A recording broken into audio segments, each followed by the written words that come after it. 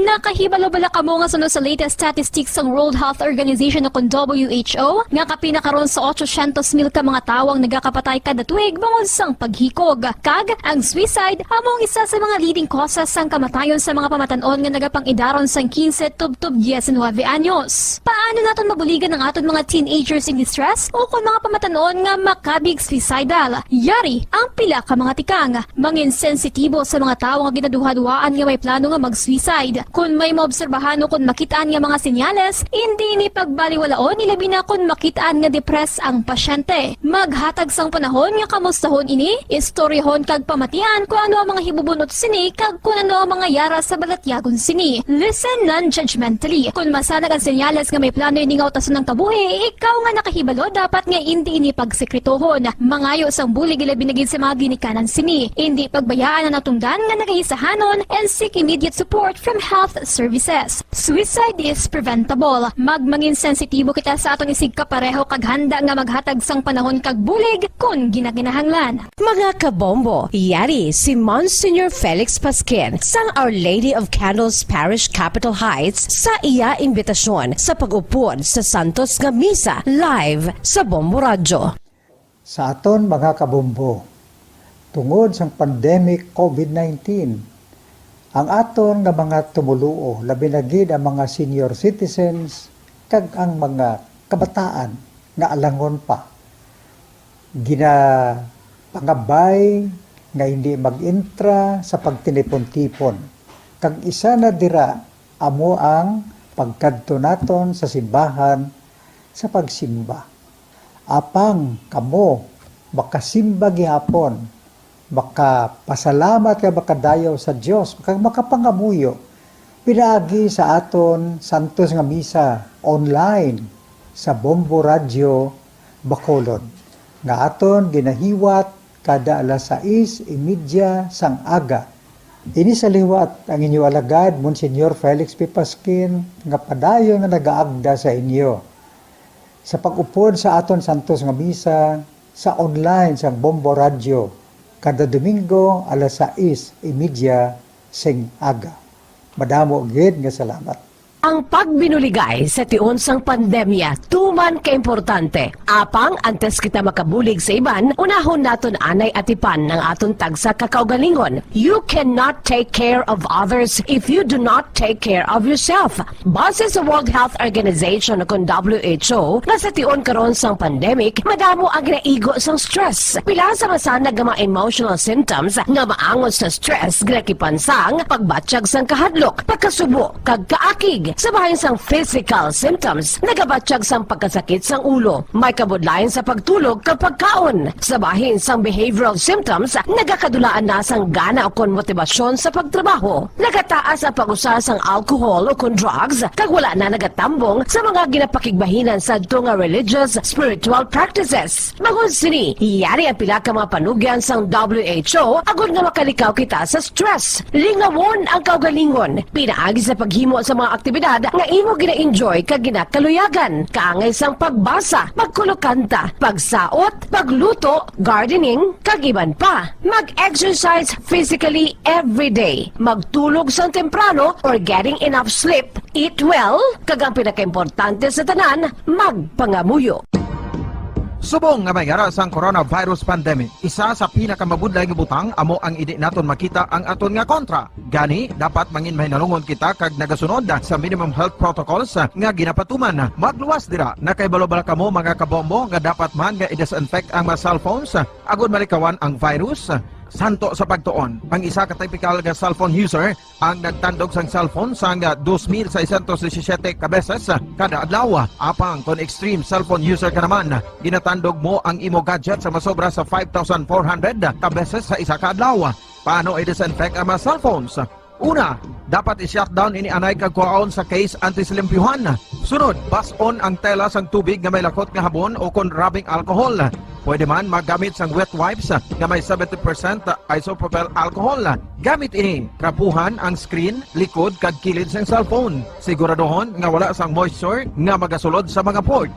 Syempre, limpyuhan man ang phone case antes ibalik diri ang cellphone.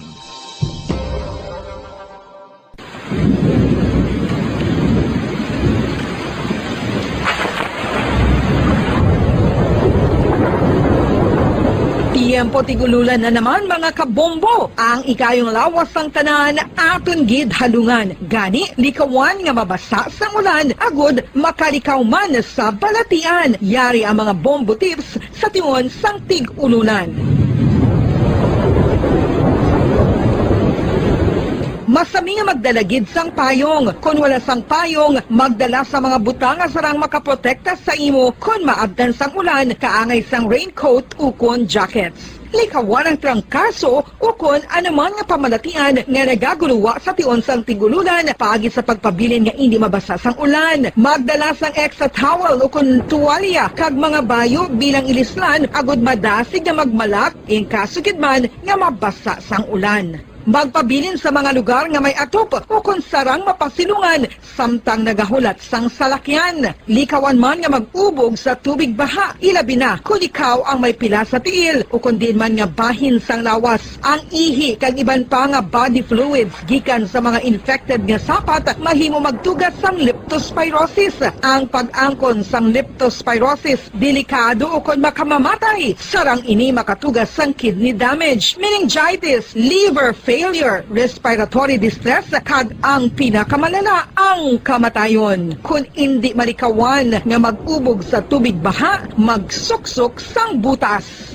Mga kabombo, ini pila lamang sa mga panumdum gikan sa Bombo Radio Bacolod sa tion sang tig-ululan. Para sa Pambansang Radyo ng Pilipinas, consistent overall number 1 sa Bacolod, Basta Radio, Bombo!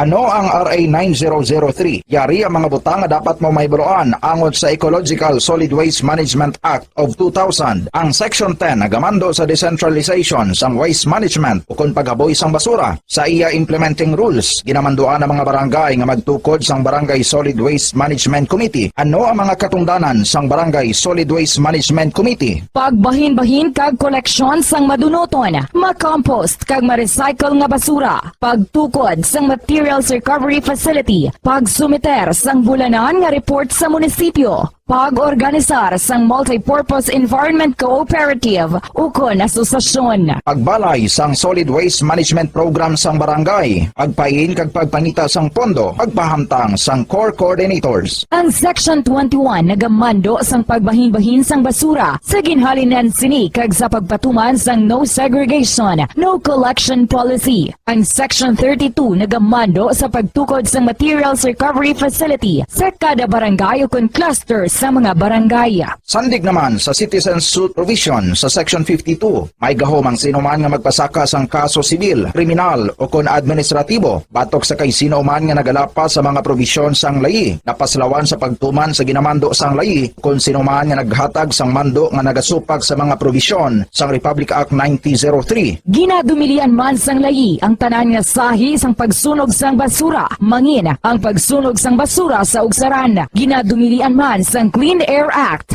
ang pagpadukot sini. Yari ang mga ginadumilian nga hilimoon sa idalom sang Republic Act 9003 o kon Ecological Solid Waste Management Act of 2000. Ag ang mga silot sini, ginadumilian ang paglapta, paghaboy kag pagtambak sang basura sa pampubliko nga lugar, kaangay sang karsada, sidewalk, kanal, estero o kon parke o kon ang pagpahanugot sa sini nga mga hilimoon. Multa nga 300 pesos tubtub isa ka libo ka pesos ukon community service nga isa tubtub 15 kadlaw sa lokal nga gobyerno kung sa diin ginhimo ang paglapas ukon pareho nga silot. Ginadumilian ang pagpatigayon o kon pagpadalagan, pagkolekta o kon pagbiyahe sa mga gagamitan na may paglapas sa operasyon nga pangpanilo o kon permit sandig sa RA 9003. Ginadumilian man ang pagsunog sang basura. Silot, multa nga 300 pesos tubtub isa ka libo ka pesos ukon community service nga isa tubtub Tataguyod ng katotohanan, 5 dekada nang nagtatanggol sa mga mamamayan.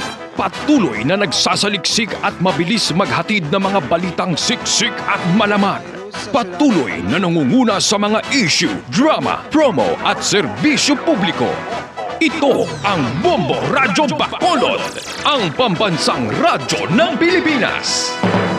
Basta Radio Bombo!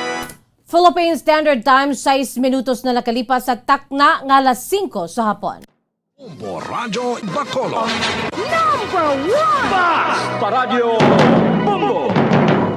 May hapon syudad sang Bacolod, kabugusan nga probinsya sa Negros Occidental, bugos nga Pilipinas, kag bugos nga kalibutan. Yan naman ang pagdulong namon sa inyo sa madalalag ko. Bag-o, mainit-init pa nga mga balita dali sa Bombo News and Views Afternoon Edition. Subong adlaw Sabado, thank God it's Saturday, TGIS, petsa 27 sa bulan sa Nobyembre tuig 2021. Kag sa aton sini Christmas countdown, mayara na lamang 28 dias na nabilin antes pa man mag-abot ang adlaw sang Pasko. Mga kabombo, una kita sa aton sini mga headlines. 30 anyos nga balo nga Iloy sa syudad sang Bago, nakuhaan sa masobra 1 ka milyon ka pesos nga balon sang suspected shabu sa drug buy-bust operation. Nadakpan nga si Sofia Maria de la Cruz, konektado man kay Lester Tindok nga nakuhan sa masobra 2 milyones pesos nga shabu sa Barangay 16, syudad sang Bacolod. Samtang labor group sa Negros Occidental nagpanawagan sa unvaccinated nga mga mamumugon nga magpabakuna kadungan sa National COVID Vaccination Days. Mga kapulisan sa probinsya handa na nga maghatag sang seguridad sa 3 kadlaw nga National Vaccination Drive sa Lunes tubtob Miyerkules. Mga vendors sang firecrackers sa syudad sa Bacolod magasugod na sa pagdisplay sa reclamation area sa Disyembre 1. Department of Trade and Industry nagpanugyan sa mga konsumidor nga hindi na pagbulato ng rush time sa pagbakal sang Noche Buena products. Amoy ato mga kabombong aton si mga headlines. Kagkaroon, lito na kita sa mga detalye na sa ato nagapangunang nga mga balita. Sa gihapon po sa inyo sining mga tagbalita. Bombo, Zaldy, Forro, the second. Kag Bombo Jazz, Dejesus, Madrigal. Sa ato nagapangunang nga balita, masobra 1 ka milyon ka pesos nga balor sa ginapatihan shabu ang nakonfiskal sa mga otoridad nagikan sa 1 ka Iloy nga subject sang buy-bust operation sa Hacienda Zaragoza sa may barangay Don Jorge, El Araneta, Bago City, Negros Occidental kahapon. Sunod sa kay Police Lieutenant Glenn Suliman, ang team leader sang Regional Drug Enforcement Unit sang Police Regional Office 6 nga nagpadagan sa operasyon. Kaupod iban nga unit sang PNP. 30 anyos pa lamang ang subject ang kilala kay Sofia Marie de la Cruz alias Beauty, apang isa na ini kabalo. Ang operasyon ang ipadagan sa ila mismo nga balay sa Hacienda Zaragoza. Si de la Cruz ang nabaklan sa mga otoridad sang duha ka sachets sang suspected shabu nga nagabalor sang 30,000 ka pesos. Sa ipadagan nga search incidental to lawful arrest ang ginsaksihan man sa mga barangay officials na recover pagid sa possession ni de la Cruz ang dugang sachet sa suspected shabu ang nagdangat sa 150 gramos ang kabugusan nga recoveries. Ang 150 gramos ng shabu nagabalor sang 1,020,000 pesos. Nakuhaan man si de la Cruz sa 1 ka para ordnance caliber 45 pistol nga may 7 ka mga bala. Sunod sa kay Suliman, subong adlaw gipaidam sa inquest proceedings si de la Cruz sa kaso nga violation sa Republic Act 9165 o kun ang Comprehensive Dangerous Drugs Act of 2002. Kaupo naman sang RDEU sa pagpadagan sa operasyon ang Bago City Police Station Anti-Illegal Drug Team kag Criminal Investigation and Detection Group 6 sa koordinasyon man sa Philippine Drug Enforcement Agency Regional Office 6. Hacienda sa Barangay Don George, Bago City. At ang subject mo si Sofia Marie de la Cruz, Yang Kibinyas, alias Beauty. 30 years old, babae kag residente siyang mga lugar, ma'am. We are preparing documents for filing case against her, ma'am. Siguro subong aga or maybe alauna, alas 2 karon. Subong adlaw ma-file tani. Ang kabahin sa pagpahayag ni Police Lieutenant Glenn Suliman, team leader sa Regional Drug Enforcement Unit. Sa kaangot nga balita, nakabaton sa impormasyon ng Regional Drug Enforcement Unit sa Police Regional Office 6 nga isa lang ang supplier nga ginakuha ni Sofia Marie de la Cruz sang shabu kag sang supplier nga ginakuha sang lalaki nga nakuha sang masobra 2 million pesos nga shabu sa Purok Dalawidaw, Barangay 16, syudad sa Bacolod sang Huwebes sang gabi. Sa interview sang Bombo Radio kay RDEU Chief Police Lieutenant Glenn Suliman, si de la Cruz ang nagaserbe nga keeper sang illegal nga droga sa Negros Occidental kag syudad sang Bacolod. Ini ang konektado man sa subject sang buy-bust operation nga ginapatigayon sa syudad sang Bago sa tinalikdan nga 3 ka adlaw. Kag kay Lester Tindok nga nadakpan sa barangay 16 kung sa diin 300 gramos ang shabu ang na-recover. Sunod kay Suliman, ini ang unang kahiginan nga nadakpan si De La Cruz apang may nabaton silang impormasyon nga illegal drug personality man sa Bacolod ang amay sa 2 ka bata nga nagtaliwan na. Ang ginaupod sini subong suno kay Suliman ang ginapahayag nga naangot man sa illegal drug trade. Hindi pa matumod sang RDU-EU kung may grupo si De La Cruz apang nagagwa man ang nga may ara ini sang contact sa National Capital Region o NCR nga muman ang source ni Tindok sa illegal drugs. Madugay na ginamonitor ni alias Beauty. Sunod sa RDEU chief apang nagsaylo ini sa syudad sang Bago sang iya nga natiktikan nga mainit ang iya nga pangalan sa Bacolod. Sunod kay Suliman, naga-service anday De La Cruz kay Tindok nga distributor sang illegal nga droga sa Negros Occidental. May posibilidad ma'am no nga lindig to kay kung tanawon mo may contact sila dito nga dito sa NCR. Pero sa subong hindi pa lang na possible sa kanina may gamay kitang nakuha nga information nga isa lang ni ma'am ang ilang drugs ang source nila. May main supplier ni sila bali they are considered siguro daw sub-distributor at the same time keeper man. Kay kung tanawon mo may ginasunod tagit nga daw source nila ma'am. Ang kabayan sa pagpahayag ni Police Lieutenant Glenn Suliman, ang team leader sang Regional Drug Enforcement Unit.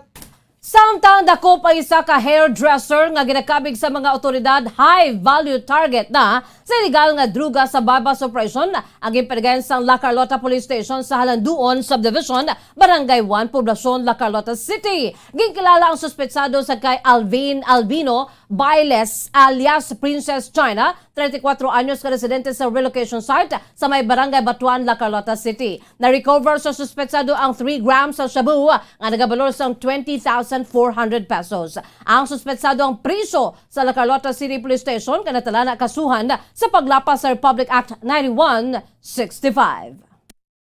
Nagpanawagan ng labor group sa mga unvaccinated nga mamumugon sa probinsya sa Negros Occidental nga magpabakuna na kadungan sa 3 ka adlaw nga National COVID Vaccination Days sa Lunes tubtob Miyerkules. Sa interview sa Bombo Radio kay Winnie Sancho, Secretary General sa General Alliance of Workers Association, kinahanglan gid ang proteksyon batok sa coronavirus ilabi na nga may bag-o naman nga variant nga nagtuhaw. Suno kay Sancho, mas maayo gid kon vaccinated ang mga empleyado agud luwas ang workplace. Una na nga ginpahayag sang World Health Organization ang WHO nga variant of concern ang Omicron variant nga una nga na-detect sa South Africa nga nagduso man sa Pilipinas nga magpatuman sang temporary suspension sang international inbound flights sa nasambit nga pungsod halin subong nga adlaw tubtob Desyembre 15. Suno kay Sancho, kung tani i-excuse sa mga employer ang empleyado kung maglisensya ini nga magpabakuna kag ipakita lang pamatuod nga ini ang nabakunahan kung natapos na ang inoculation bangod nakabutang man sa proklamasyon sang presidente nga hindi pagkabigon nga absent ang mapabakuna. Nagalao man ang labor representative nga pasanyugon pagid sa mga local government units o LGUs ang digital system agud husto gid ang impormasyon sa mga nabakunahan. Suno kay Sancho, voluntary lamang ang COVID vaccination gani man dapat hindi man dapat pagirason sa mga employer nga pahalino ng unvaccinated nga empleyado. Dapat magkooperar no ang mga mamumugon. Ito ini sa national drive no. It's not only preventive but of course it will safeguard no the health of our people against COVID-19, particularly sa mga ginatawag naton ining mga pagkobelang variant overlay. So ang munta ni dira nga hindi na kay siling proof after nga nabakunahan ka. Ang kaban sa pagpahayag ni Gawa Secretary General Winnie Sancho. Samtang dugang nga balita, nagpasalig naman ang Negros Occidental Police Provincial Office sa Kunokbo nga magahatag sa seguridad ang kapulisan sa mga vaccination centers sa probinsya kadungan naman sa National COVID Vaccination Days sa Nobyembre 29 tubtob Disyembre 1. Sa interview sa Bombo Radio kay Police Lieutenant Abigail Donasco, ang deputy spokesperson sa NOCPO, may mga pulis nga iga-deploy sa mga vaccination centers agintalana sang gobyerno. Ini ang pagsunod man sa proklamasyon ni Presidente Rodrigo Duterte nga tingwaan sa local government units sa pagpabakuna sa madamo nga mga pumuluyo sa bulig naman sa Department of Health kag sa Department of the Interior and Local Government. Naglaom si Donasco nga hingalitan sa mga negrense ang ini nga kay gaynan nga magpadulong sa vaccination centers agud nga magpatublok asang bakuna. Sunod din nakita naman sa katawhan ang bentaha sa vaccination kung sa din wala sang malala nga sintomas ang vaccinated individual kung matapikan ini sang virus. Ehemplo man, sunod sa kay Donasco, ang NOCPO bangod vaccinated na ang 99% sa mga personal sini. Sa karon, hindi na makalabot sa 30 ang mga personal sa NOCPO nga wala pa na bakunahan. Sila ang lakipan sa lactating mothers kag pregnant kag nakatagman ang mga ini sang medical certificate para sa nasabit nga mga rason. Puntahan na po natin iyon kasi we know the benefits of vaccination, and most of the death na itala sa COVID are those who are unvaccinated. And if nabakunahan ka, less lang po ang chances na magka-COVID ka, and pag nagka-COVID ka, hindi po ganun malala ang tama. So we all know that madami po ang gustong mabakunahan. So puntahan nyo na po iyon ngayong November 29 to December 1.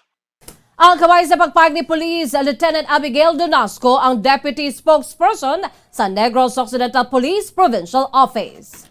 Magasugod na sa Disyembre 1 ang pagbaligya sa mga vendors ng firecrackers o kon palupok sa gin-designate nga lugar sa tupad sang St. Paul II Tower sa reclamation area kadungan sa nagahilapit nga pagsug-alaw sa bag-ong tuig. Sa interview sa Bombo Radio kay Fire Chief Inspector Rodel Legaspi, Fire Marshal sa Bacolod City Fire Station, ginsapol na sang BFP, PNP kag sang City Government Representatives ang mga vendors nga nag-apply sang permit agod niyan makabaligya sang firecrackers. Sa karon nagahulat ang BFP sang documentary permits nga igasumiter sa mga vendors ag bangod may patigayunon pa nga ocular inspection sa site antes ang pag-display. Suno kay Legaspi, temporaryo lamang ang structure nga patindugon sa reclamation area apang siguron sang BFP nga ini ang luwas ka nga isang galvanized iron nga division sa mga structure. May igabutang mandiri nga fire extinguisher, balas kag drums ang tubig nga magamit gilayon sa tion nga may sunog.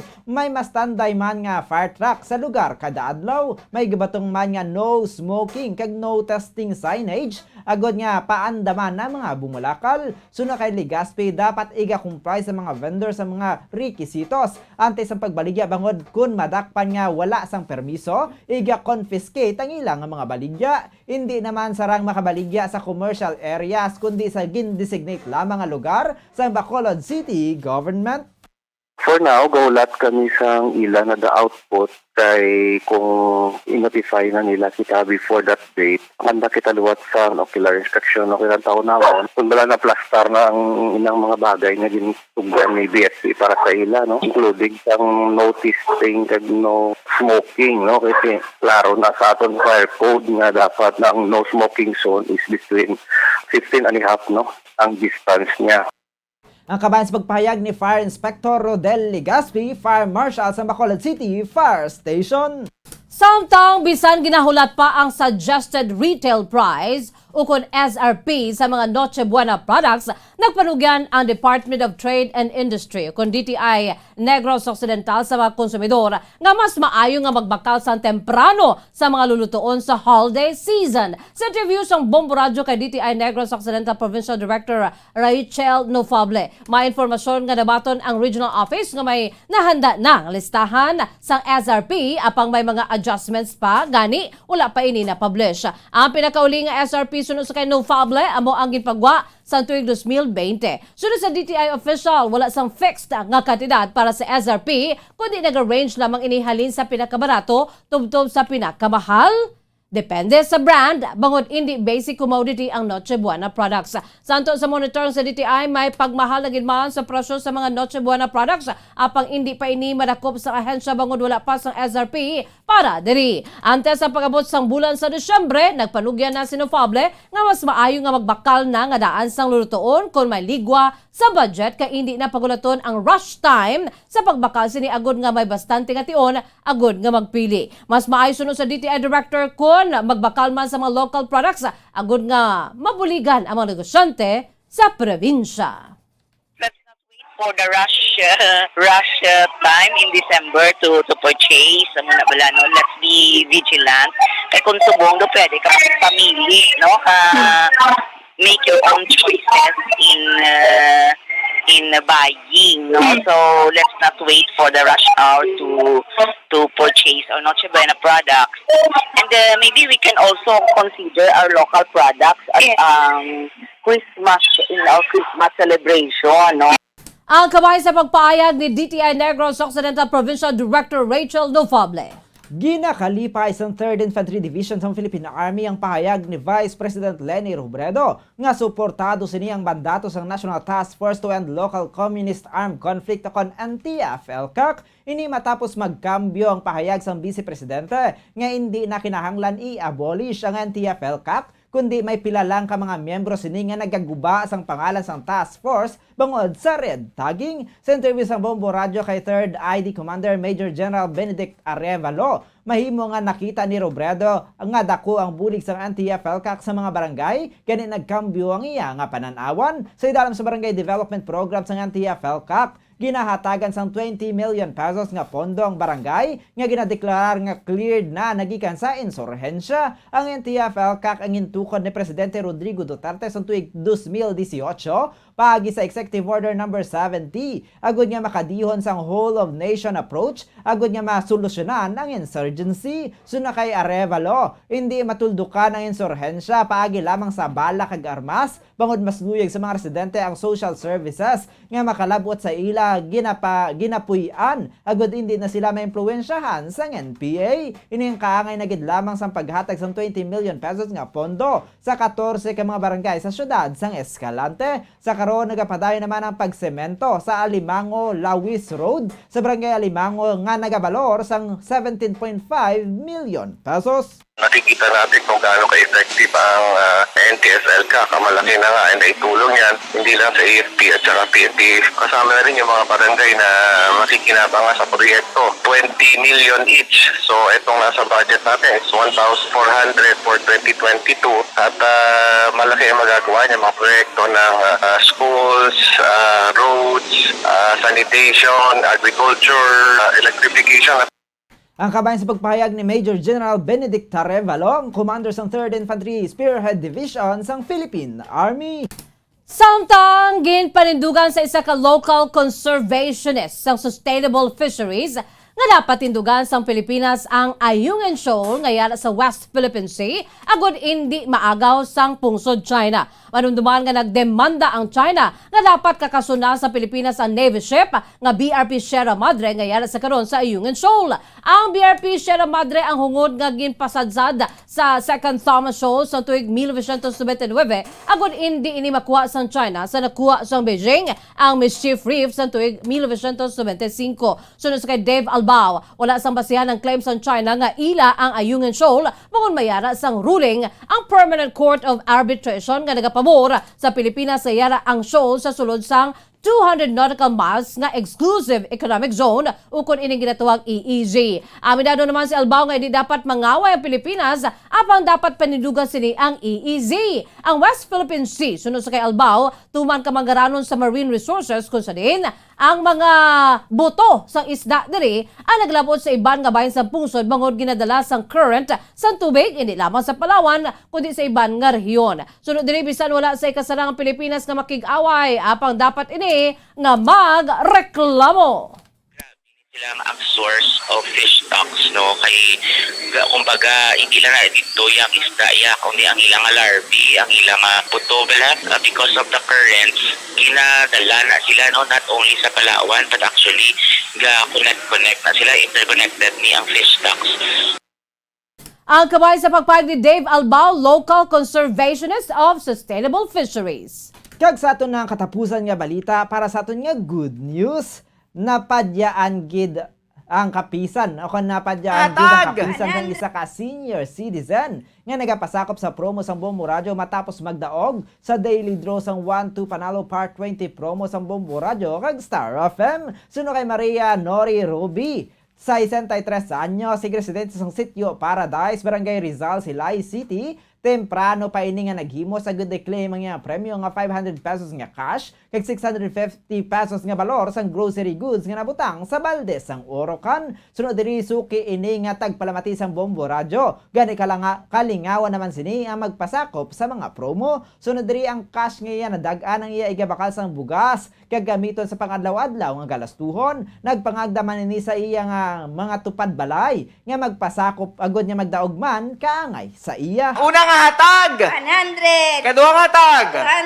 200, Ikatatlo! 300, Ikapat! 400, 500. And then, ma'am, Salamat, kid. okay, kulang pa na. Ari pa kitang 650 pesos nga grocery goods nga nasulod sa balde sang Orocan. very good. Baka namon bugas para sa adlaw-adlaw namon nga pag ano man kay wala man kami trabaho. Subong kay nagapandemya daw kay watkid ang biyahe sang tricycle sang akon nga bana. Ang kaban sa pag-award sa daily draw winner nga si Maria Nori Ruby. Philippine Standard Time, 26 minutos na nakalipas sa takna alas 5 sa hapon, mga kabombo, amoy at mga kaundan. Sa ato nga panguna nga mga balita diri sa Bombo News and Views Afternoon Edition. At kita magtakop aton anay panumalikan aton sa mga headlines. 30 anyos nga balo nga iloy sa syudad sang Bago, nakuhaan sa masobra 1 milyon ka pesos nga balor sang suspected shabu sa drug buy-bust operation. Nadakpan nga si Sofia Marie de la Cruz, konektado man kay Lester Tindok nga nakuhaan sang masobra 2 milyones pesos nga shabu sa barangay 16, syudad sang Bacolod. Samtang labor group diri sa Negros Occidental nagpanawagan sa unvaccinated nga mga mamumugon nga magpabakuna kadungan sa National COVID Vaccination Days.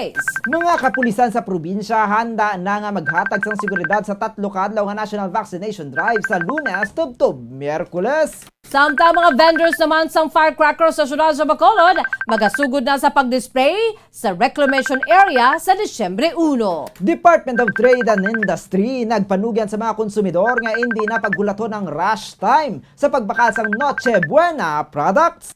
Kag amoyad to mga kabombo ang pagdulong namon sa inyo sa madalalako bag-o, mainit-init pa nga mga balita diri sa Bombo News and Views Afternoon Edition. Subong adlaw Sabado, petsa 27 na kita sa bulan sa Nobyembre 2021. By the way, thank God it's Saturday, TGIS. Para naman sa aton sininga Bombo Radio Star FM Christmas Countdown, we have only 28 days to go before Christmas. Standby na kamo sa masunod nga programa ang Bombo Reports Afternoon Edition. Upo naman sa kay Bombo Friends, Andrew Burgos. Kag sa gihapon, ini ang inyo nga mga tagbalita. Bombo Zaldy, Forro the second. Kag Bombo Jazz, Dejesus, Madrigal. Para sa pambansang radyo ng Pilipinas, consistent overall, #1 sa Bacolod, Basta Radyo Bombo! Sa bahay naman, sa aton sininga news analysis na ipadala sa aton maukod nga tagpalamati, pagkabasaw ni Bombo Daniel Acciones, ini mga tigulo, diin diri ang pagbag-o. Sa nagligad, may isa ka purok ang ginutdan kuryente. Bangod madugay na nga wala sa mga kontador ang mga ini. Nagangot lang sa pila ka mga may kontador nga puluyan.